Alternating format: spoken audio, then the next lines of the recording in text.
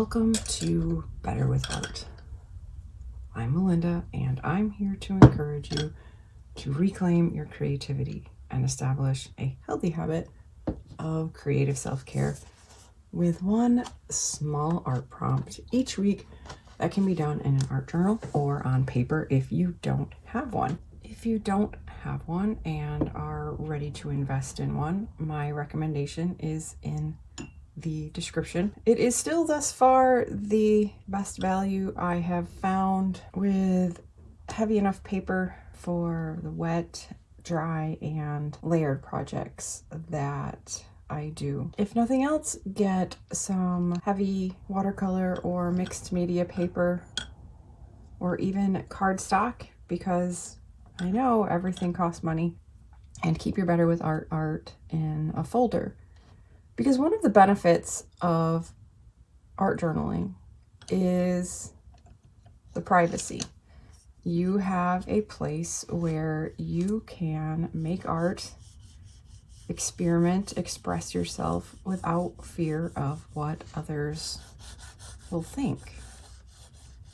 So I decided that this week would be a good week to revisit putting our emotions into art, expressing what's inside, outside. I gathered some material. I have my Amazon Basics version of Sharpies that I'm trying for the first time, colored pencils, watercolor pencils, and since I was going to use watercolor pencils, some clean water. And I started my artwork with the regular pencils when I meant to start with the watercolor pencils. But as I always say, when something doesn't go the way I intended, that's okay. As you get a feel for what this project is, you can decide what materials will work best for you. I decided to start with depression. And I know that some of you have never really experienced depression, and I'm glad. But there's also another emotion that causes a sadness and a loneliness and can make us feel like the future isn't as bright a place as maybe we once thought it was, and that would be grief and mourning. So I'm starting with giving some color to sadness, depression, grief. I'm starting with some colors that to me represent life. The green of grass and new birth, some yellow of sunlight, blue. I love the water. But one thing about depression is all these good things still exist in the world. And when we lose someone or something we valued, the fact that these things exist gets muted. We can't appreciate them. They fade. So my colors, even when I forgot to use the watercolor pencils,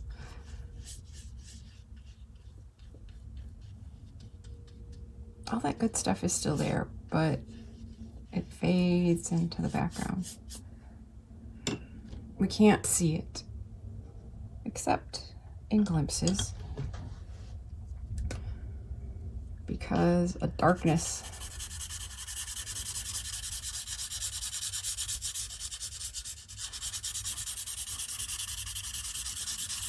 takes over. Maybe this would have been a good use for watercolor.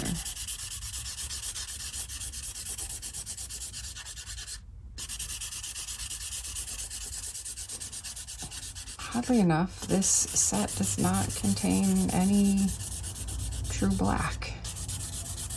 But again, we work with what we have.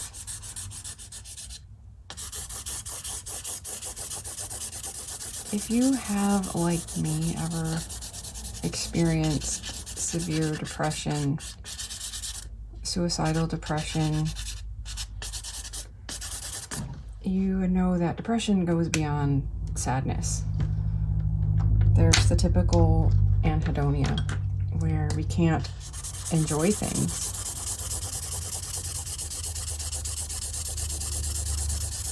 But when we cross over into suicidal depression, we cross over into hopelessness and despair.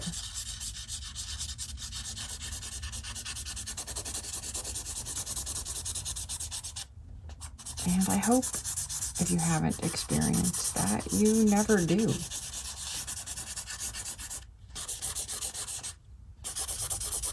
One thing that helped as I finally sought help for the issues I was having,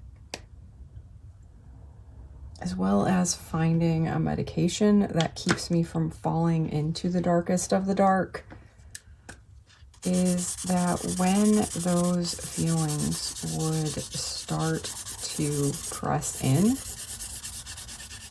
even though I couldn't believe that things would get better, I could know it was true. And wait.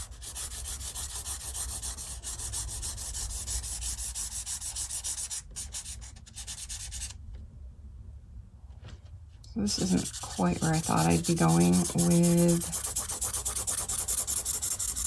expressing how depression feels to me. I thought the darkness would be more sort of flowing down, but it is a jagged feeling until the numb takes over, and even that's jagged. If you've never experienced it, it's really rather impossible for me to explain to you how painful numb is. How painful the inability to feel anything is. How do you explain how awful something feels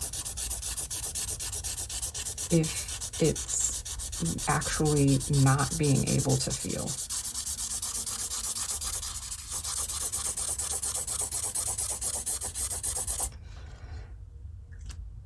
But that's the reality.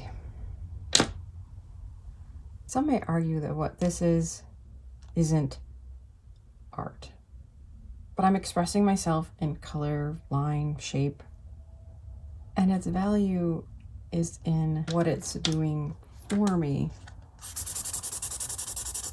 more than how it looks. Would I ever hang something like this on my wall? No. Unless I wanted a reminder, a visible reminder of where I've been, what I've survived, what I've come through.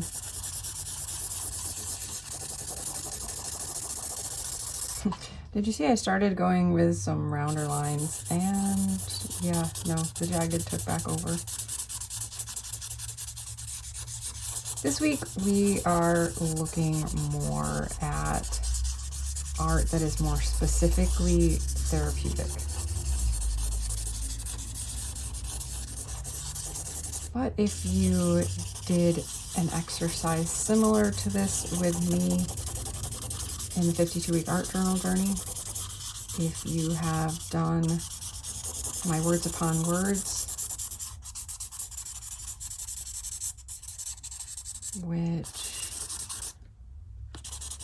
I've used in a Making Ugly Beautiful video, 2 actually, you know that if I ask you to take the time to think about the things that are negative and are hard and hurt, I don't just want to leave you there. Yes, it's great to express ourselves. Sometimes we just need to get things out. But I also like to give you inspiration to turn it around. Life does regain beauty after pain. Light does shine again. And we are able to see good things again. So take some time to look at your depression if you're struggling with it, your grief if you're suffering through that, and the mourning of even things that can seem inconsequential. Life is a series of losses. That's just reality. Nothing begins without something ending. We never make a choice and say yes to something without saying no to an infinite number of other things. And maybe you haven't experienced any significant loss yet, and you may think this project isn't useful to you. But if we don't learn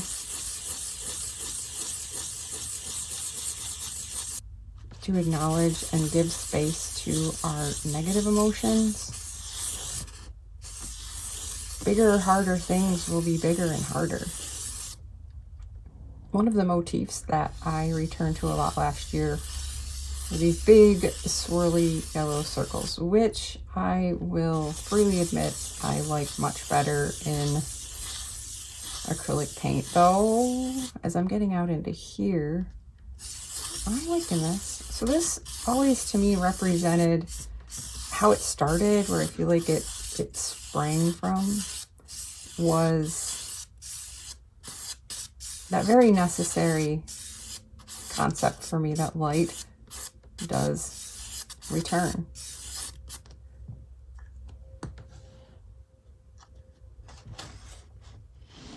So in the chaos of pain, or the excruciating experience of numb and despair, even when we can't believe it, we can know that light does return. Now, one thing with Sharpies, and apparently not so much these, but even these a little bit, is that even on this awesome paper that I love, if you lay on the marker super heavily, it might come through in places. And that actually really works for this project, because we're never the same after hard things. But that also is okay. If we go through something really hard, if we experience trauma, if we lose someone close to us, if we experience despair and hopelessness, we can't expect that we're going to be exactly the same after that. Yes, we will relearn how to see beauty. We can be whole again. But we'll never be quite the same. And for me, one way I have changed through my experience of pain is exactly what I'm doing here. I have been able to share with others what I have survived and gone through, and let them know that they really aren't alone. I can't understand exactly their experience of their pain, but you are not the only one to suffer. You are not the only one to feel despair. And I can tell you from personal experience, we can heal. And yes, we may have scars, but wholeness is still possible. You can heal. sometimes what holds us back is ourselves. We don't know how to let go of that pain. We don't know how to believe we will ever feel whole, that we will ever have hope, be worthy. And I learned another important thing in recovering from depression, as well as just having to force myself to accept the fact that things would get better even when I couldn't believe it, and to just hold on, take the next breath, don't take any action that could have consequences that couldn't be changed. One of the hardest parts of coming back from something that paralyzed us and kept us from taking care of our responsibilities. Yes, there is a time we aren't capable of certain things. One thing that makes recovery difficult and you should be prepared for is having to take on all the stuff again. Re-engaging with life. Depression is very self-focused. And one of the things that can make it hard to re-engage is our ability to hold ourselves accountable again. I mean, we are always responsible for our actions. A few of you may know, but I haven't really talked about it in a long time, written about it, how I finally sought help for my mental illness was I came to the realization that I understood how a parent could take the life of their child. Not that I understood it in a way that made it a reasonable choice, but I saw that the natural outcome of the way I was feeling, I felt like the world was such a terrible place that I didn't believe could be worthwhile, that there was anything good in, that everything was just going to keep getting worse. I was going to keep getting worse. The world was going to keep getting worse and harder. And I mean, when you can't see any of the good, what is the point? And if I had come to the conclusion that life was just suffering and I wanted to take myself out of it, the next logical conclusion that I could have jumped to was, why make my children suffer in a way that I can't handle?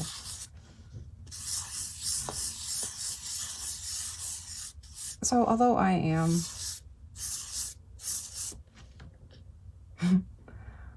arting to represent hope, I'm also processing what I'm saying. So things are getting a little chaotic, and that's okay too, because even when we have hope again, even when we can accept hope, even when we see beauty again, life can be chaotic. And we can choose to focus on the color and the joy and the beauty we can find in the chaos.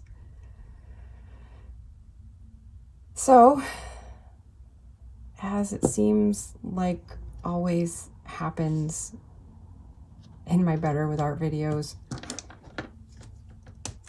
things go a little differently than I expect, but there always seems to be a reason and a purpose.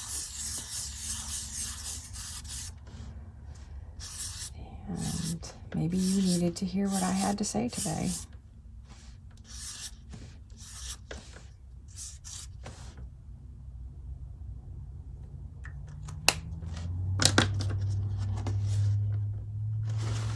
Dark happens. A lot of horrible things happen in the world, and we experience a lot of really hard, really ugly emotions. And in the midst of that ugly chaos, it can be difficult to believe and remember that there is always hope. So take some time this week to, I started to say scribble out your negative, dark feelings, but you won't necessarily scribble, and you might actually add elements that are more representational of specific aspects of your depression, your pain, your trauma, your loss, your grief, your mourning. And you won't be trying to explain to someone what you're doing and offer them the encouragement and hope you've found. You will be expressing it to yourself. This is more chaotic than I expected I would be representing hope. But one of the ways, perhaps the best way, and maybe the only way for me to express to you the hope that I have found is to be honest about where I've come from and also where I am.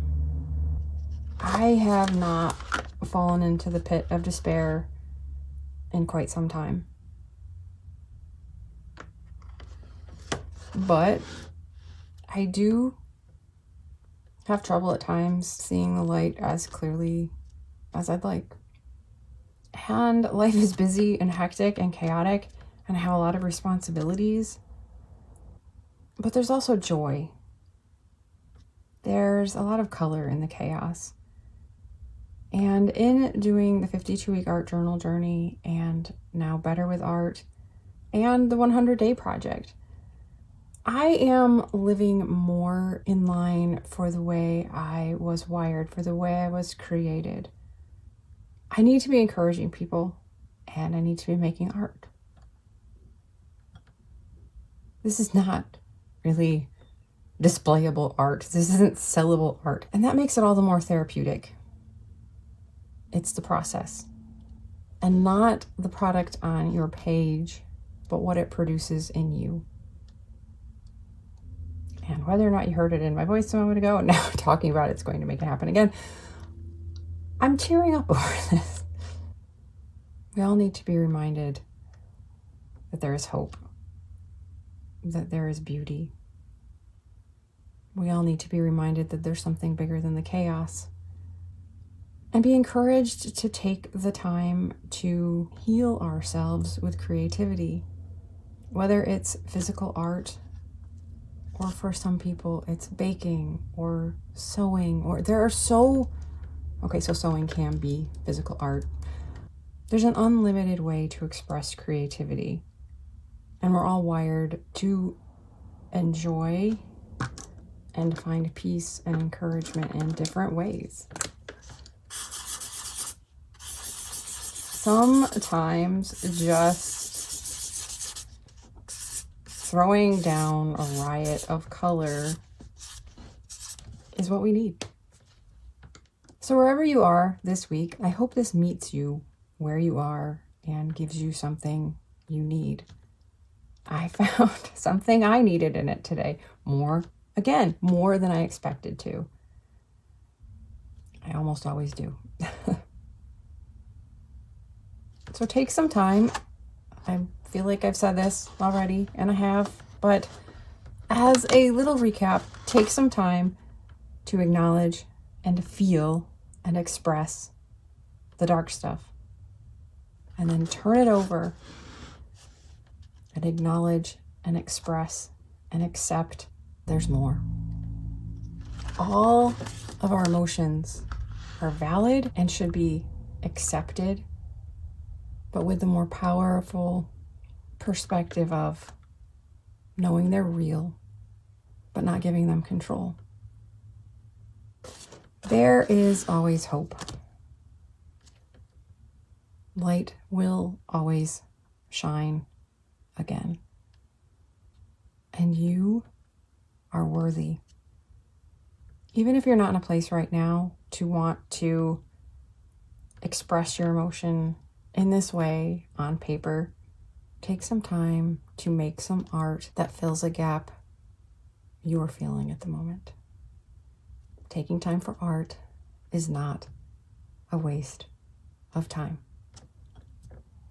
I will be back next week with another prompt, because my plan was to do the dark of depression, grief, sadness, and how we overcome it with hope. And next week, come back for the enemy of fear and anxiety. Make art, friend.